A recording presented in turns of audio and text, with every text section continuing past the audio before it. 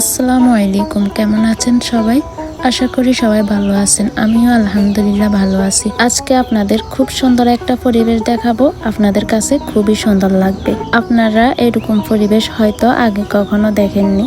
এই কথা বলার কারণ হলো বর্তমানে ডিজিটাল যুগ, এখানে সবকিছুতে আধুনিকতার ছোঁয়া আছে। যদিও আপনাদের সাথে সব সময় রান্নাবান্নার ভিডিও শেয়ার করে গ্যাসের চুলায়, তো আমার কাছে তেমনটা ভালো লাগে না। আমি এখানে একটা গ্রাম্য পরিবেশ তৈরি করার চেষ্টা করেছি। আমি চেয়েছি একটা খোলামেলা পরিবেশেও রান্না করতে অনেক ভালো লাগে। আশা করি আজকের রান্নাঘরটা দেখতে আপনাদের খুবই ভালো লাগবে। আপনারা কমেন্ট করে আমাকে জানাবেন, আপনাদের কমেন্ট পেলে আমার কাছে আরো ভালো লাগবে। তো দিন দিন যতই আধুনিকতা হোক, তো মানুষের শখ তো থাকে, সবার একটা না একটা শখ থাকে।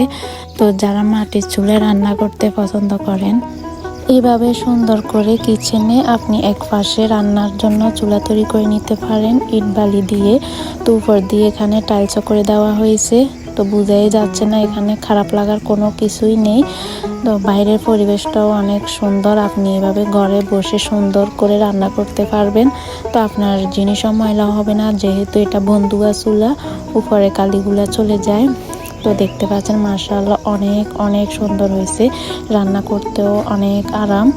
আমার এই ভিডিওটা দেওয়ার উদ্দেশ্য হলো যাদের এরকম মাটির চুলা বসানোর ইচ্ছা আছে বা দিতে পারছেন না, হয়তো তাদের জন্য অনেক উপকারে আসতে পারে। তো যাদের এরকম এক্সট্রা বড় জায়গা আছে, তারা এভাবে একটা বড় করে কিচেন দিয়ে দিলে আপনি ওইখানে রান্নাঘরের যা যা প্রয়োজন সব কিছু আপনি গুছিয়ে রেখে দিতে পারবেন। এক কথায় সব কিছুর জন্য এটা একটা পারফেক্ট কিচেন।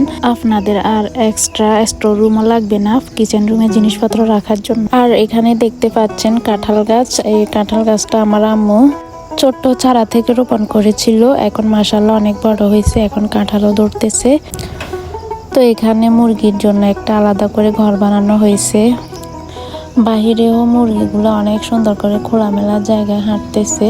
তো এই পাশে অনেক বড় একটা পুকুর, অনেক সুন্দর, এটার মধ্যে অনেক স্মৃতি জড়িয়ে আছে ছোটবেলার। সব কিছু মিলিয়ে একটা গ্রামের সুন্দর পরিবেশ আপনাদের কাছে তুলে ধরার চেষ্টা করলাম।